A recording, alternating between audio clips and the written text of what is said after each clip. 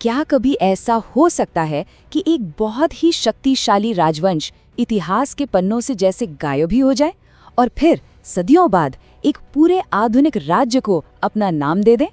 आज हम कलचुरी वंश की इसी हैरान कर देने वाली कहानी को जानेंगे। तो चलिए देखते हैं कि हमारा आज का ये सफर कैसा रहेगा। हम शुरुआत करेंगे उस आखिरी राजा से जिसके बारे में हमें पता है, फिर चलेंगे 300 साल के एक गहरे सन्नाटे में और आखिर में देखेंगे कि कैसे 36 किलो ने एक ऐसी विरासत बना दी जो आज भी हमारे साथ है। तो हमारी कहानी शुरू होती है प्रताप मल्ल से।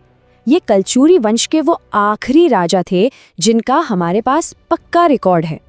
उनके बाद मानो इतिहास ने एक लंबा ब्रेक ले लिया। मतलब प्रताप मल के शासन के तो हमारे पास पक्के सबूत हैं, उनके सिक्के मिले हैं, उनके तांबे की प्लेटों पर लिखे आदेश जिन्हें ताम्रपत्र कहते हैं वो भी मिले हैं। और सच कहूँ तो यही बात इस कहानी को और भी रहस्यमयी बना देती है कि उनके बाद अचानक सब कुछ मिलना बंद क्यों हो गया। देखिए, ये सिर्फ कुछ चीजें नहीं हैं, बल्कि ये इतिहास के वो आखिरी पक्के निशान हैं जो हमें सदियों तक मिलते हैं। उनके 6 कोनों वाले तांबे के सिक्के, उन पर बना शेर और कटार का निशान और एक बहुत ही पुराना कैलेंडर त्रिकुटक संवत जिसका उन्होंने इस्तेमाल किया, ये सब उनके दौर के आखिरी सबूत हैं। और प्रताप मल के बाद खामोशी, पूरी तरह से सन्नाटा। यहीं से इस कहानी का सबसे बड़ा रहस्य शुरू होता है। एक ऐसा दौर जिसे हम अंधकार युग के नाम से जानते हैं। 300 साल, सोचिए जरा, ये कितना लंबा समय होता है। एक या दो नहीं बल्कि कई कई पीढ़ियां गुजर गईं और इतने लंबे समय तक कलचुरी राजवंश का कोई अता पता नहीं, जैसे वो थे ही नहीं। कोई रिकॉर्ड नहीं, कोई सिक्का नहीं, कुछ भी नहीं। और इसीलिए इतिहासकार इस दौर को अंधकार युग कहते हैं। अंधकार क्योंकि सच में कोई रोशनी, कोई जानकारी नहीं मिलती। सबूतों की इसी कमी ने इस दौर को ये नाम दिया है। तो फिर सवाल वही है, आखिर हुआ क्या था इस ताकतवर राजवंश का? वो लोग कहाँ चले गए थे? ये एक ऐसी पहेली थी जिसने इतिहासकारों को सालों तक उलझाए रखा। अब इस पहेली का जवाब जमीन खोदकर नहीं बल्कि पुरानी किताबों के पन्नों को पलट कर मिला।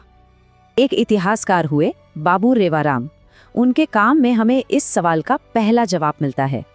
उन्होंने अपनी लिखाई में 9 ऐसे राजाओं की एक लिस्ट दी जिनके बारे में माना जाता है कि उन्होंने उसी अंधकार युग में राज किया था। और ये रही वो लिस्ट।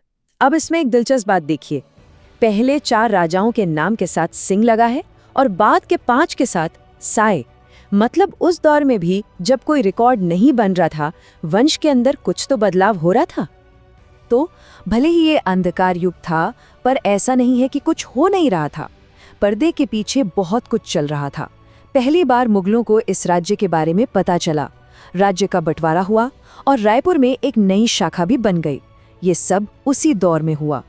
तो इस अंधकार युग का अंत होता है एक नए राजा के आने से जिसके बारे में हमें काफी जानकारी है, लेकिन उसके सामने चुनौतियां भी नहीं थी। ये दिखाता है कि बहरिंद्र साए कितने चतुर शासक थे। जब पठान हमलावरों ने राजधानी को लूटना शुरू किया तो उन्होंने हार नहीं मानी, बल्कि एक बहुत ही स्मार्ट चाल चली। उन्होंने अपना पूरा खजाना और सरकार एक सुरक्षित किलेबंद जगह पर शिफ्ट कर दी। कमाल की रणनीति थी ये। चलिए अब कहानी के अगले अहम किरदार से मिलते हैं, कल्याण साय। और उनका सामना हुआ उस वक्त की सबसे बड़ी ताकत मुगल सल्तनत से। जरा सोचिए, एक क्षेत्रीय राजा को शक्तिशाली मुगल बादशाह के दरबार में बुलाया जाता है। कल्याण साय की ये यात्रा 1-2 दिन की नहीं बल्कि पूरे 8 साल की थी और इन 8 सालों ने उनके राज्य का भविष्य तय कर दिया। अब यहाँ इतिहास में एक मज़ेदार बहस छिड़ जाती है। वो किस बादशाह से मिले थे, अकबर से या जहांगीर से? बाबू रेवाराम कहते हैं कि वो अकबर से मिले थे, लेकिन खुद जहांगीर की आत्मकथा और कुछ लोकगीत कहते हैं कि वो जहांगीर से मिले थे। और जहांगीर वाली बात को दम मिलता है खुद जहांगीर की आत्मकथा से। वो अपनी किताब में साफ साफ लिखते हैं कि कल्याण साय को उनके सामने पेश किया गया था। ये एक बहुत बड़ा सबूत है। तो अब आते हैं इस कहानी के सबसे ज़रूरी हिस्से पर। कल्याण साई दिल्ली में जो 8 साल रहे, उसका नतीजा क्या निकला? असल में ये इतना ज़रूरी नहीं है कि वो किस बादशाह से मिले। ज़्यादा ज़रूरी ये है कि वो वहाँ से क्या सीख कर लौटे और वो एक ऐसा रेवोल्यूशनरी आइडिया लेकर आए जिसने सब कुछ बदल दिया। ये आइडिया था मुगलों का, जमाबंदी सिस्टम। आसान भाषा में कहें तो टैक्स वसूलने का एक बहुत ही ऑर्गेनाइज्ड और असरदार तरीका। कल्याण साय ने इसी सिस्टम को अपने राज्य को नए सिरे से बनाने के लिए इस्तेमाल किया। और इस पूरे नए सिस्टम के दिल में थी एक संख्या जो आगे चलकर एक पहचान बनने वाली थी, और वो संख्या थी 36। और बस यहीं पर सारी कड़ियां जुड़ जाती हैं। कल्याण साय ने अपने पूरे राज्य को 36 प्रशासनिक हिस्सों यानी गढ़ों में बांट दिया। 18 गढ़ शिवनाथ नदी के एक तरफ, 18 दूसरी तरफ, और इन्हीं 36 गढ़ों से आज के राज्य छत्तीसगढ़ को अपना नाम मिला। एक राजा का प्रशासनिक सुधार एक पूरे क्षेत्र की पहचान बन गया। अब ये सोचने वाली बात है ना, कि कैसे एक राजा का एक प्रशासनिक सुधार जो उसने एक दूसरे कहीं ज्यादा बड़े साम्राज्य से सीखा था, आगे चलकर एक पूरे इलाके की, एक पूरे राज्य की पहचान बन गया। और आज भी, सदियों बाद भी, वो पहचान कायम है। यही है कलचुरियों की असली विरासत।